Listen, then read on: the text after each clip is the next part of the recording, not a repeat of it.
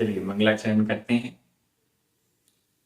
काऊणमुक्कारं जिणवरवसहस्रवर्धमानस्य दंसनमग्गं वोच्छामि जहाकमं समासेन।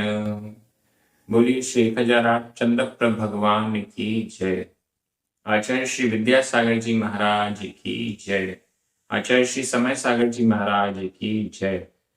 मुनि पुंगाव श्री 108 सुधा सागर जी महाराज की जय। हम सभी बड़े सौभाग्यशाली हैं जो हमें अट्ठपाहुड़ नामक महान ग्रंथ के अध्ययन का अवसर मिल रहा है। दर्शन काव्य चल रहा है। बहुत सरल गाथाओं के माध्यम से आचार्य कुंद कुंद स्वामी अच्छे अच्छे गहरे गहरे रहस्यों को उद्घाटित कर रहे हैं। आज की दो गाथाएं बहुत महत्वपूर्ण हैं, क्रमशः 15 और 16 नंबर।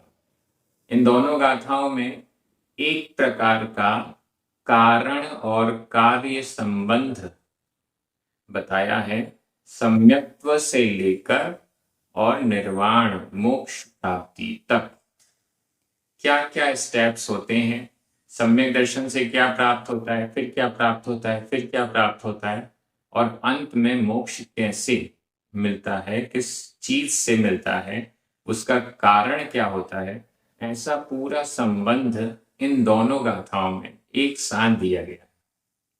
चलिए प्रारंभ करते हैं। गाथा क्रमांक 15।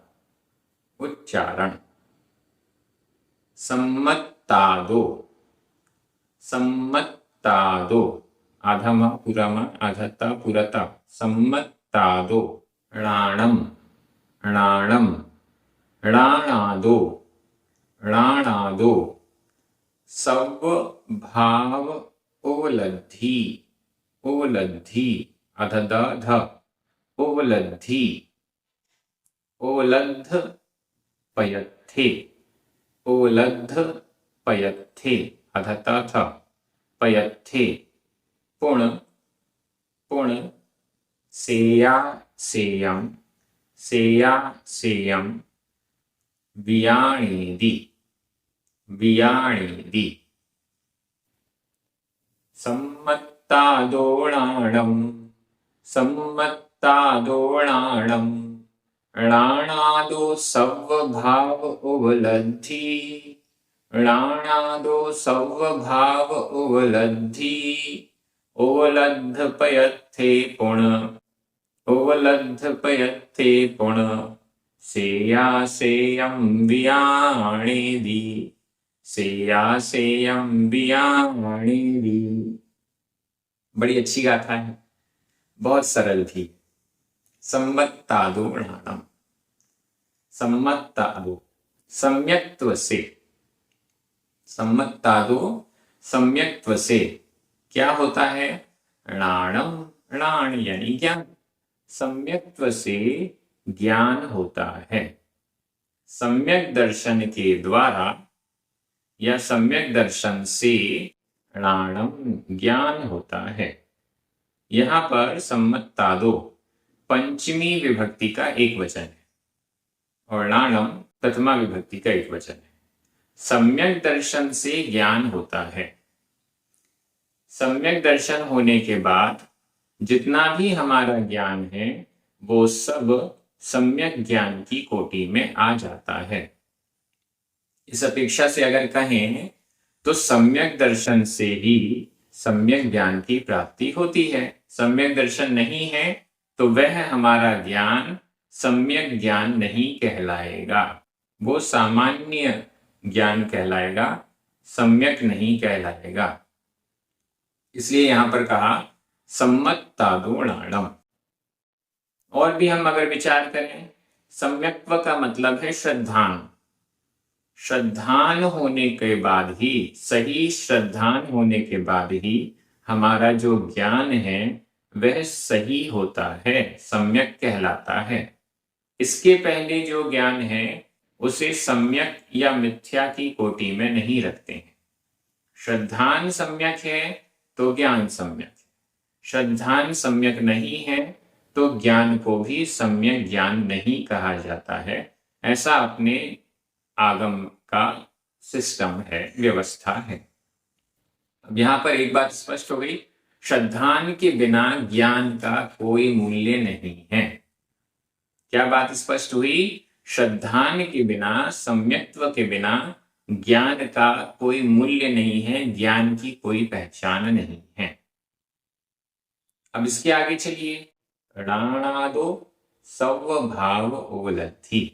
देखिए कितना सरल है, बस एक एक चरण में इतनी बड़ी बड़ी बात, इतना बड़ा बड़ा गूढ़ रहस्य हमारे सामने आ जाता है। राणादो ज्ञान के, ज्ञान से, राणादो ज्ञान से, स्वभाव उपलब्धि, स्व सभी, भाव, भाव का अर्थ है पदार्थ, समस्त पदार्थों की उपलब्धि, उपलब्धि होती है, प्राप्ति होती है। प्राप्ति का मतलब जानना, समस्त पदार्थों का जानना होता है। ज्ञान से समस्त पदार्थों का जानना होता है। सभी पदार्थों का क्या स्वरूप है, उसकी उपलब्धि, उसकी प्राप्ति ज्ञान के माध्यम से होती है। सम्यक दर्शन से ज्ञान की प्राप्ति होती है। ज्ञान के द्वारा, ज्ञान से स्वभाव उपलब्धि। यहां पर नाणादो पंचमी विभक्ति का एक वचन, स्वभाव उपलब्धि प्रथमा का एक वचन। समस्त भावों की, सभी भावों की, सभी पदार्थों की, 7 तत्व और पुण्य और पाप, इनको मिला देते हैं तो टोटल 9 पदार्थ हो जाते हैं। समस्त पदार्थों की उपलब्धि, उपलब्धि होती है। जीव, अजीव, आश्रव, बंध, संवर, निर्जरा, मोक्ष, पुण्य और पाप, ये 9 पदार्थ होते हैं। इन सभी पदार्थों के स्वरूप का जानना, इनके स्वरूप को समझना ज्ञान के द्वारा होता है। इस अपेक्षा से राणादो ज्ञान से स्वभाव उपलब्धि, समस्त पदार्थों के स्वभावों की जानकारी या प्राप्ति होती है। इससे क्या फायदा है? नीचे तीसरा चरण, उपलब्ध पयत्थे पुण। उपलब्ध पयत्थे पुण, पुण यानी और, या इसके आगे, और उपलब्ध पयत्थे, पयत्थे उपलब्ध, उपलब्ध, उपलब्ध ज्ञात, पयत्थे पदार्थों के होने पर, पदार्थों के उपलब्ध हो जाने पर। क्या अर्थ हुआ इसका? पयत्थ यानी पदार्थ, उपलब्ध, उपलब्ध, पदार्थों के उपलब्ध हो जाने पर। ऊपर लिखा हुआ है भाव उपलब्धि, और भाव का अर्थ पदार्थ क्यों लगाया? क्योंकि नीचे लिखा हुआ है उपलब्ध पयत्थे, पदार्थों के उपलब्ध हो जाने पर। इससे यह स्पष्ट है कि वहां पर भाव शब्द से भी पदार्थ को लिया गया है। हम यह भी कह सकते हैं कि जो भाव हैं, जीव के असाधारण भाव हैं या अन्य द्रव्यों के भी भाव हैं, उनको भी तो ज्ञान के द्वारा जाना जाता है। उन भावों को जानना भी इन पदार्थों के स्वरूप को ही जानना है, ऐसा भी हम कह सकते हैं। तो दोनों प्रकार से ज्ञान के द्वारा समस्त भावों की, पदार्थों की उपलब्धि होती है। पदार्थों के उपलब्ध हो जाने पर, उपलब्ध पयत्थे, पदार्थों के उपलब्ध हो जाने पर, समस्त द्रव्यों के स्वभाव का ज्ञान हो जाने पर। उपलब्ध पयत्थे का अर्थ पदार्थों के उपलब्ध हो जाने पर, पदार्थों के समस्त इस संसार में जितने भी पदार्थ हैं उनका स्वरूप जान लेने पर क्या होता है?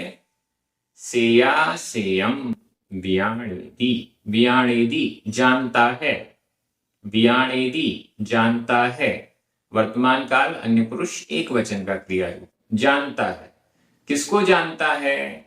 सेया सेयम, सेया सेयम, संधि विच्छेद करें सेय प्लस असेयम। सेय या में छोटा आ, असेय आ, दोनों छोटे आ मिलकर बड़ा आ हो गया। सेया सेयम, सेय और असेय को, श्रेय और अश्रेय को। श्रेय का मतलब है पुण्य, अश्रेय का मतलब है पाप। श्रेय का मतलब अच्छा, अश्रेय का मतलब है बुरा। अच्छे और बुरे का जो ज्ञान है वो कब होगा? जब हम सभी पदार्थों के स्वरूप को जानेंगे। उस पदार्थ के स्वरूप को जब हम जान लेंगे तभी तो हम डिफरेंशिएट करेंगे कि यह अच्छा है या बुरा है। तो इसलिए उपलब्ध पयत्थे, पदार्थों के उपलब्ध हो जाने पर, पदार्थों के स्वरूप का ज्ञान हो जाने पर व्यक्ति सेया सेयम, श्रेय और अश्रेय को वियाणेदि जानता है। क्या क्रम बन गया? सम्मत्तादुणानम, सम्यक्त्व से ज्ञान की प्राप्ति होती है, ज्ञान से सर्व भावों की उपलब्धि होती है और पदार्थों का स्वरूप जान लेने पर, प्राप्त कर लेने पर श्रेय और अश्रेय को जानता है व्यक्ति। ऐसा हमें समझना चाहिए। श्रेय और अश्रेय, पुण्य और पाप, अच्छा और बुरा। श्रेय किसे कहेंगे? जो कल्याणकारी, श्रेय कल्याणकारी, अश्रेय कल्याण नहीं करने वाला, अवनति कराने वाला। श्रेय उन्नति कराने वाला और अश्रेय अवनति कराने वाला। श्रेय उत्थान कराने वाला और अश्रेय पतित करने वाला, भ्रष्ट करने वाला। तो हम कैसे समझें कि क्या श्रेय है, क्या अश्रेय है, क्या अच्छा है, क्या बुरा है? तो जब तक हम पदार्थों का स्वरूप, स्वभाव नहीं जानेंगे तो ये श्रेय और अश्रेय नहीं जाना जा सकता है। गाथा बहुत सिंपल है, लेकिन इस पर चिंतन कीजिए। इसके आगे वाली गाथा इसको और आगे बढ़ा रही है। श्रेय और अश्रेय को जान जाएंगे फिर क्या होगा, ये सब बातें अभी अगली गाथा में और आएंगी, तो इसकी व्याख्या और आगे भी बढ़ेगी। व्याकरण की दृष्टि से सम्मत्तादो, णाणादो, इन दोनों में पंचमी विभक्ति का एक वचन है। णाणम सब भाव उपलब्धि, इन दोनों में प्रथमा विभक्ति का एक वचन है। उपलब्ध पयत्थे, सप्तमी विभक्ति का एक वचन है। उपलब्ध, यह भूतकालिक कृदंत का अनियमित प्रयोग है। पुण्य अव्यय है। सेया सेयम द्वितीया विभक्ति का एक वचन है और वियाणेदि वर्तमान काल अन्य पुरुष एक वचन का क्रिया रूप है। मैं एक बार हिंदी अर्थ कर रहा हूं, आपकी नजर प्राकृत शब्दों पर जानी चाहिए। सम्यक्त्व से ज्ञान होता है, ज्ञान से समस्त भावों की प्राप्ति होती है और पदार्थों के प्राप्त हो जाने पर, उपलब्ध हो जाने पर श्रेय और अश्रेय को जानता है। बड़ी सरल गाथा है। ये गाथाएं ऐसी हैं जो हमें याद भी कर लेनी चाहिए। निश्चित रूप से आप सभी ने अभी तक तो मंगलाचरण तो कम से कम याद कर लिया होगा। आप जरूर बताइए कि आप सभी ने मंगलाचरण याद किया या नहीं। एक चीज मैंने सबसे पहले पूछी थी कि आप लोगों ने नियम लिया या नहीं। बहुत सारे लोगों ने कमेंट बॉक्स में अपने अपने नियम लिखे हैं। अगर आप लिखना भूल गए हैं तो जरूर लिखें। ये बहुत बड़ी आपकी प्रभावना है, पुण्य संचय का कारण है। आज से 10 साल, 20 साल, 50 साल बाद भी यदि कोई अट्ठपाहुड़ ग्रंथ का स्वाध्याय करेगा, YouTube में सर्च करके उसे अपना ये पूरा स्वाध्याय मिलेगा और उसके बाद वो ये देख पाएगा कि इतने सारे श्रावकों ने, इतने सारे श्राविकाओं ने नियम लेकर स्वाध्याय किया था। तो इसलिए आप वहां पर जरूर लिखें कि आपने कौन सा नियम लिया है। अब मंगलाचरण याद हो गया कि नहीं, ये भी बताइए। मुझे तो याद हो गया है, आप लोग भी जरूर याद करें, और जब याद हो जाए तो कमेंट बॉक्स में लिखें कि हमें मंगलाचरण याद हो गया है। ये बहुत अच्छा रहेगा। ये गाथा कंप्लीट हो गई। अब हम चलते हैं गाथा क्रमांक 16। उच्चारण। सेया सेय विदन्हु। विदन्हु आधारणा, हा में बड़े ऊ की मात्रा। विदन्हु विदन्हु। सेया सेय विदन्हु। उद्धुद उद्धुद आधा द ध छोटी ऊ की मात्रा। उद्धुद। दुस्सील दुस्सील आधा सा पूरा सा। उद्धुद दुस्सील। उद्धुद दुस्सील। सीलवंतो वि। Seal seal फलेणभुदयम्। फलेणभुदयम् आधा ब भ। सील फलेणभुदयम्। तत्तो आधा ता पूरा ता। तत्तो। पुण पुण। लहई लहई। णिब्बाणम् णिब्बाणम्। सेया सेय विदन्हु।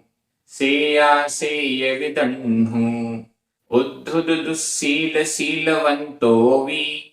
उद्धुद दुस्सील सीलवन्तो वि।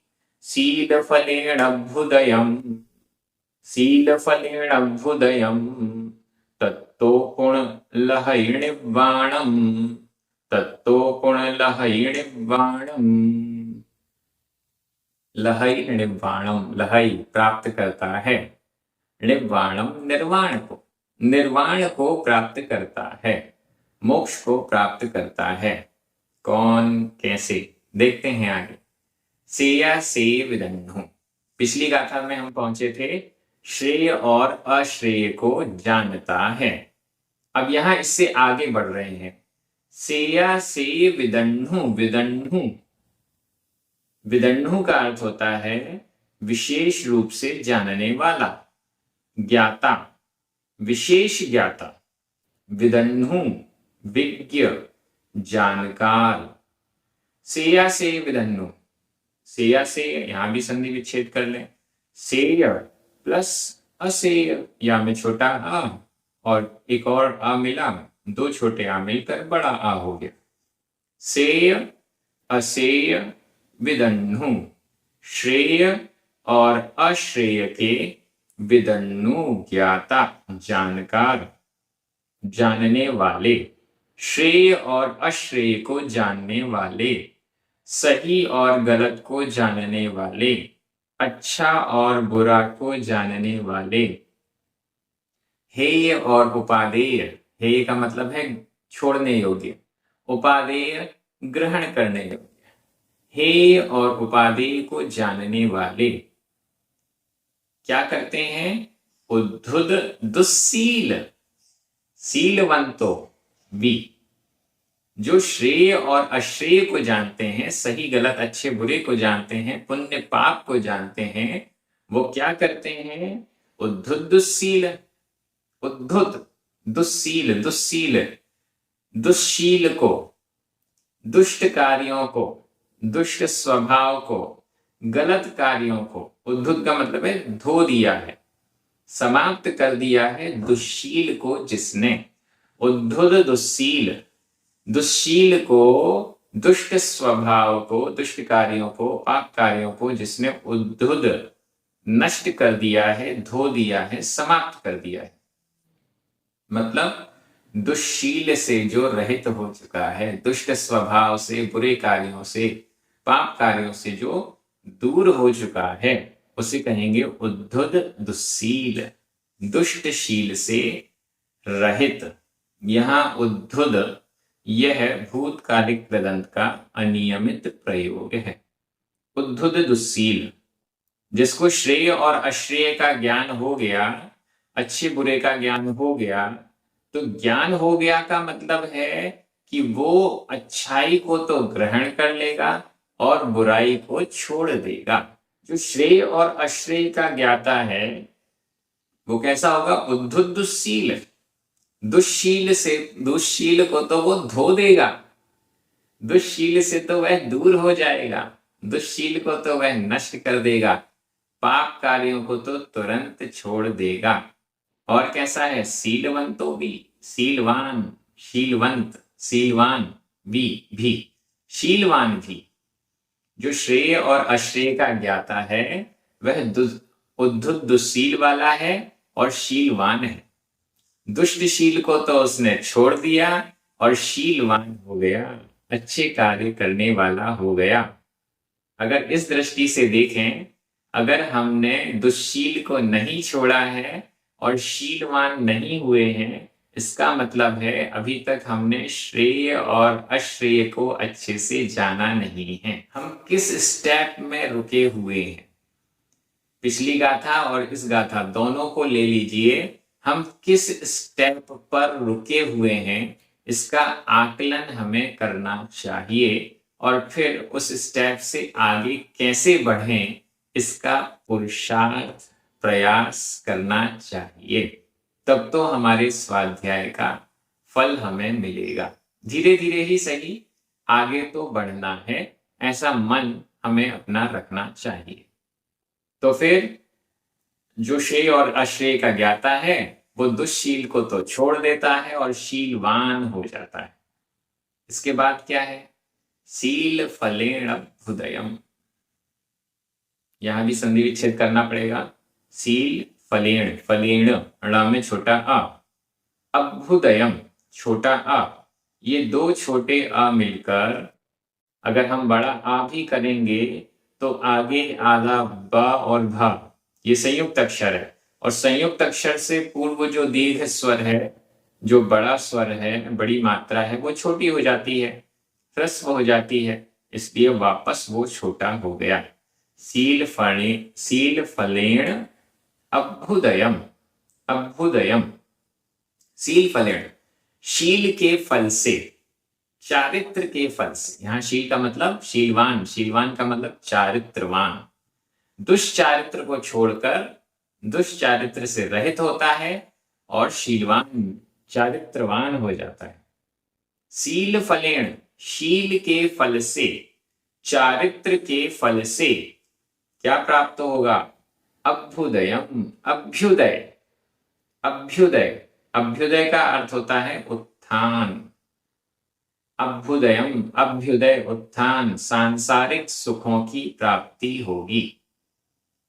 चारित्र, उत्तम चारित्र के फल से अभ्युदयम्, अभ्युदय, सांसारिक सुखों की प्राप्ति होगी। तत्तो पुण्य लहयणिपाणम्, तत्तो पुण्य, पुण्य और तत्तो उसके बाद, पहले तो सांसारिक सुखों की प्राप्ति होगी, अल्टीमेट सुख तो बाद में ही मिलेगा।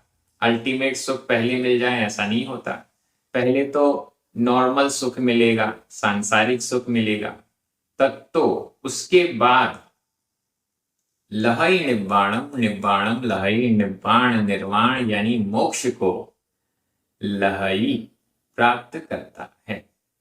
ये क्रम बता दिया। शील फलेण, शील के फल से, अभ्युदयम्, अभ्युदय की प्राप्ति होगी, सांसारिक सुखों की प्राप्ति होगी, स्वर्ग आदि की प्राप्ति होगी, बड़े बड़े पदों की, चक्रवर्ती आदि पदों की प्राप्ति होगी। किसके फल से? शील फलेण, शील के फल से। चारित्र का पालन करने पर जो फल मिलेगा वो सांसारिक सुख रूप से मिलेगा। तत्तो उसके बाद निर्वाणम, निर्वाण यानी मोक्ष लहई प्राप्त करता है। मतलब चारित्र का पालन करने से पहले तो अभ्युदय होगा और उसके बाद निर्वाण, असली सुख की प्राप्ति, अनंत सुख की प्राप्ति, संसार से मुक्ति की प्राप्ति, निर्वाण की प्राप्ति होती है, लहई प्राप्त करता है। ये क्रम बहुत सरल बना दिया गया है। अब देखिए क्रमशः यदि हम देखें, निर्वाण की प्राप्ति किससे होती है? शील के फल से, शील के फल से। और हम अगर क्रम को आगे बढ़ाते जाएं, कारण कार्य संबंध को आगे बढ़ाते जाएं, तो कारण का कारण, कारण का कारण, सम्यक दर्शन भी निर्वाण का कारण बन जाता है। सम्यक दर्शन से ज्ञान होगा, ज्ञान से सर्व पदार्थों की उपलब्धि होगी, सर्व पदार्थों के उपलब्ध हो जाने पर श्रेय और अश्रेय का ज्ञान होता है। जो श्रेय और अश्रेय का ज्ञाता है वह दुष्चारित्र को छोड़कर चारित्रवान हो जाता है। जो चारित्रवान है उसका उत्थान होता है, अभ्युदय होता है, स्वर्ग आदि के सांसारिक सुख की प्राप्ति होती है और आगे चलकर उसको ही निर्वाण की प्राप्ति होती है। ऐसा इन दोनों गाथाओं ने क्रम को स्पष्ट किया है, कैसे कैसे हमें वस्तुएं प्राप्त होती है। हम ये ना समझें कि डायरेक्टली हमें निर्वाण मिलेगा, हम सम्यक दर्शन प्राप्त कर लेंगे और डायरेक्टली हमें निर्वाण मिल जाएगा, इस भ्रम में मत रहिए। जैन दर्शन पूरा व्यवस्थित रूप से मोक्ष मार्ग का निरूपण करता है। सम्यक दर्शन होने के बाद सम्यक ज्ञान की प्राप्ति, सम्यक ज्ञान की प्राप्ति होने के बाद पदार्थों का ज्ञान, जानकारी, फिर गलत को छोड़ना, सही को अपनाना, चारित्र का पालन करना, सांसारिक सुख उसका फल है और मोक्ष उसका अल्टीमेट, एकदम अंतिम फल है। तो ये गाथा बहुत बहुत बहुत अच्छी हैं, ये दोनों गाथाएं। व्याकरण की दृष्टि से हम देख रहे हैं, सेया से विदन्नो, उद्धुद्धशील, शीलवंतो, ये तीनों ही प्रथमा विभक्ति के एक वचन हैं। उद्धुद यह भूतकालिक कृदंत का अनियमित प्रयोग है। वि और कोण ये अव्यय है, तत्तों को हम अव्यय भी कह सकते हैं और नहीं तो यह पंचमी विभक्ति का एक वचन भी है। शील फलेण तृतीय विभक्ति का एक वचन। अभ्युदयम निर्वाणम ये दोनों ही द्वितीय विभक्ति के एक वचन है। और लहरी वर्तमान काल अन्य पुरुष एक वचन का क्रिया। व्याकरण भी बड़ा सरल है, थोड़ा सा आप पढ़ लेंगे तो आप भी इसी प्रकार से बोलने लग जाएंगे। मैं हिंदी अर्थ कर रहा हूं, आपकी नजर प्राकृत शब्दों पर जानी चाहिए। श्रेय और अश्रेय के ज्ञाता, दुष्चारित्र से रहित और शीलवान भी होते हैं, होता है। शील के फल से अभ्युदय की प्राप्ति होती है और उसके बाद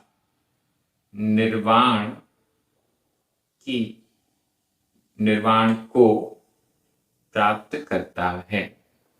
इस प्रकार से हमारी दोनों महत्वपूर्ण गाथाएं पूर्ण हुई हैं। आप मनन चिंतन जरूर करें। यह स्वाध्याय उत्कृष्ट कोटि का है, उत्कृष्ट ग्रंथ का हो रहा है। उत्कृष्ट रचयिता आचार्य कुंद कुंद स्वामी की भावनाओं को हम आत्मसात करने का प्रयास कर रहे हैं। सभी को बड़ा आनंद आ रहा है। मुझे भी बहुत अच्छा लग रहा है जब मैं देखता हूं कि वीडियोस को इतने सारे लाइक मिल रहे हैं, इतनी सारी कमेंट्स आ रही हैं। ये सब देखकर बड़ा अच्छा लगता है। और भी लोगों से इस स्वाध्याय की चर्चा कीजिए जिससे उनको भी यह लाभ मिल सके। सभी को बहुत बहुत धन्यवाद। जिनवाणी स्तुति कीजिए, 9 बार नमोकार मंत्र भी पढ़िए। सभी को जय जिनेंद्र।